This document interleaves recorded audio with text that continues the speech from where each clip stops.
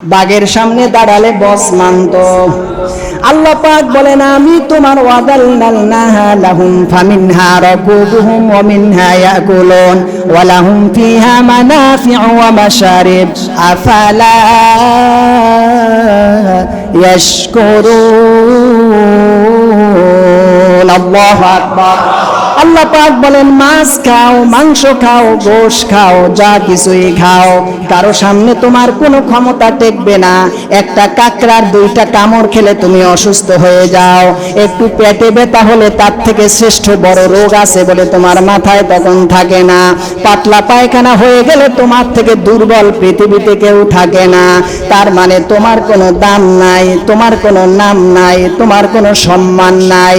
একমাত্র আমি আল্লাহরে যে আল্লাহ বলে স্বীকার করো, সেজন্য তোমার পক্ষে আমি আল্লাহ নিজে অ্যাডভাইস করে সব মাখলুকের কাছে তোমারে দামি বানিয়ে দিয়েছি।